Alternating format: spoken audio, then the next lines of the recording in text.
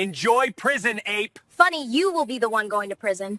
Imagine getting ready to go home for the day, only for your rival, a racist bully, to suddenly accuse you of stealing his earbuds.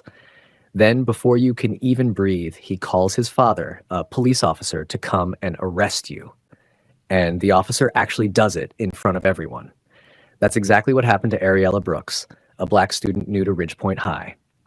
One minute, she was finishing her day like everyone else, and the next she was being handcuffed for something she never even touched. But what the bully didn't know was that he would be the one getting arrested in the end. Ariella Brooks stepped through the front gates of Ridgepoint High with her headphones bouncing lightly around her neck and the brightest smile on her face. She was the kind of girl who made people feel sunlight even in a hallway full of shadows. Some stared because she was new. Some stared because she was black. But Ariella didn't flinch. She waved at the hall monitors, complimented someone's hairstyle, and walked like she already belonged here. Some students noticed her confidence immediately. Others whispered ugly things under their breath, and even one teacher looked her up and down like she had already caused trouble just by standing there. Ariella didn't let any of it break her mood. Her laugh carried from one hallway to another, and somehow, by lunchtime on her very first day, she already had 3 girls asking to sit with her and 2 boys asking how she liked the school so far.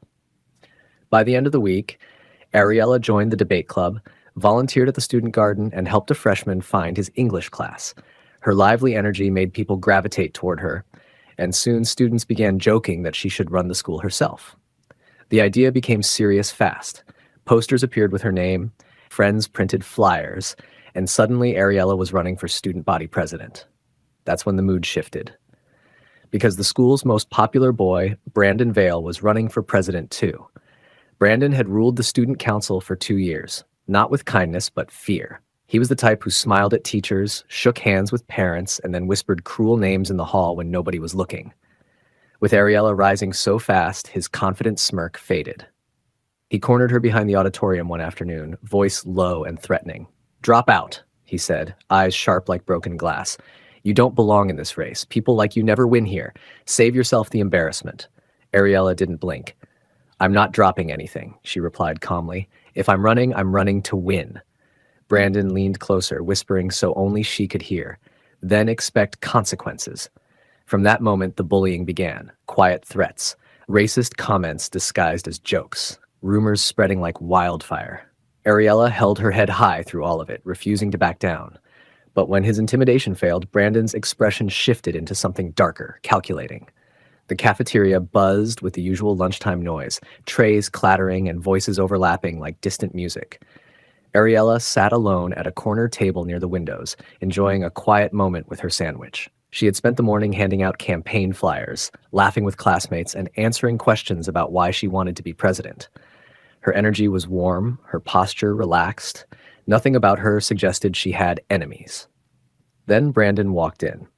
His Letterman jacket hung casually over one shoulder, earbuds wrapped carefully in his hand. His friends watched from across the room as he deliberately chose a seat at the table directly beside Ariella.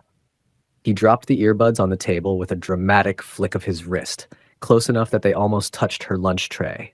"Don't even try to touch those," Brandon announced loudly, eyes fixed on Ariella. "I know what you're thinking. People like you love taking things that don't belong to you." Heads turned instantly.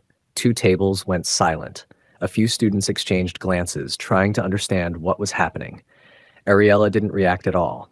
She continued eating, refusing to feed the performance. Her silence made the scene feel even heavier, as if her calm exposed how ridiculous his accusation was. Brandon sat there only long enough for the attention to spread. He made a show of tightening the volume setting on his phone, then smirked at her. Then he stood up and walked out of the cafeteria, laughing with 2 seniors near the door. The earbuds remained on the table beside Ariella's tray, untouched. Ariella finished eating peacefully. He threw away her trash and left the cafeteria with her head high. She never looked at the earbuds once. Minutes passed. The room emptied for the end of lunch. The janitor wiped tables and stacked trays. The doors swung open again. Brandon returned alone, scanning the room quickly.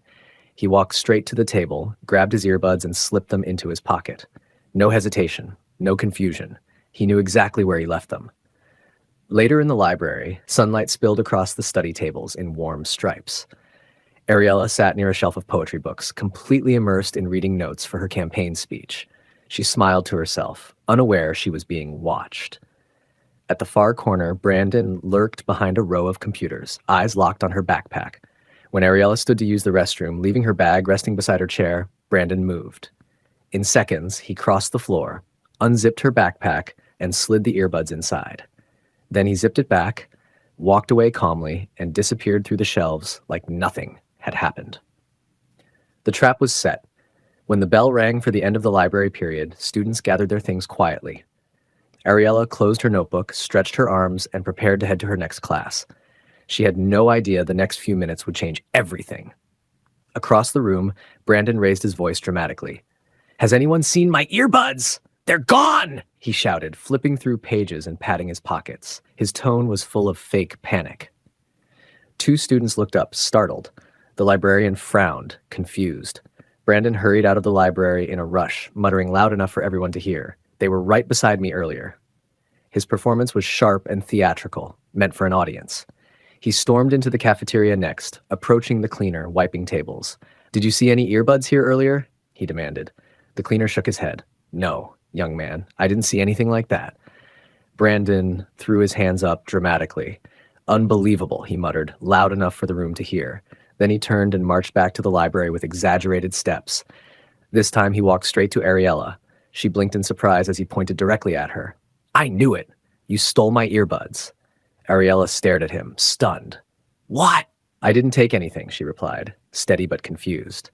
"Of course you'll say that," Brandon snapped. "People like you always steal. It's basically in your blood. Don't try acting innocent." Gasps rippled through the desks. A girl near the return cart covered her mouth. Racist insults hung in the air like smoke. Ariella's heart pounded, but her voice stayed steady. "I don't have anything of yours." "Let's check then," Brandon barked, reaching for her bag. Ariella pulled it back. "Don't touch my things." That's when Brandon changed the script. He jerked his hand back dramatically as if she hurt him. "Did you see that?" he yelled. "She's attacking me now. She's violent."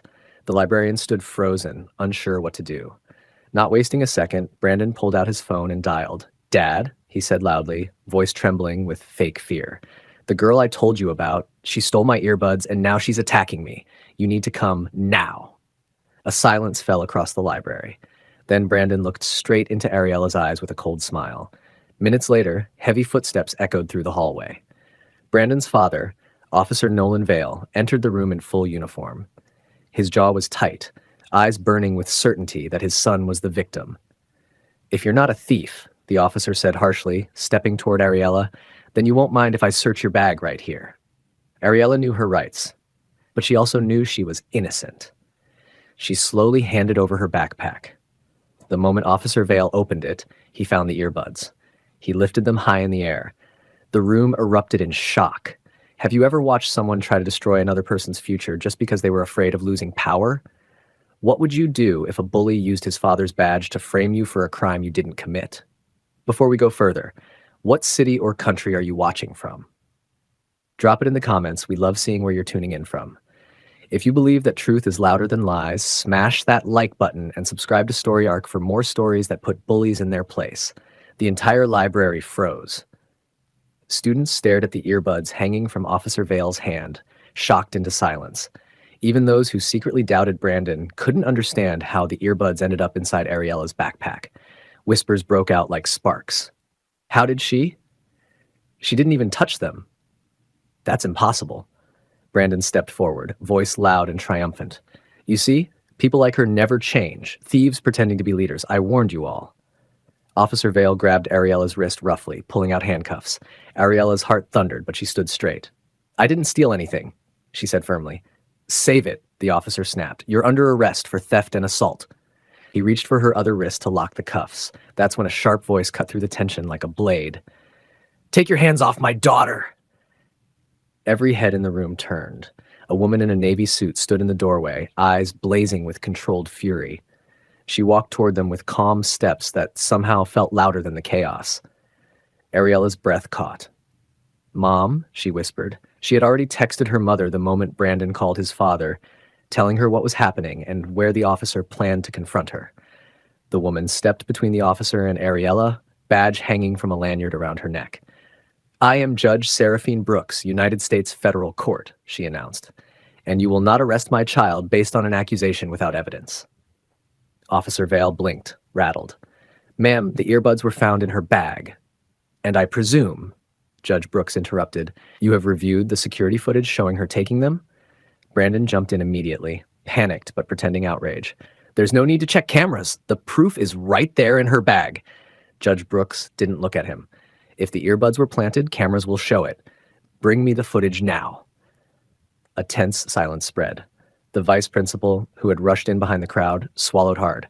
"We can access the cafeteria monitors and the library feed," he said shakily. Minutes later, everyone gathered around the office monitor. The cafeteria playback began. There it was. Brandon returning alone, picking up the earbuds from the table long after Ariella left. Gasps exploded. Next, the library footage. Brandon opening Ariella's backpack, sliding the earbuds inside while she wasn't there.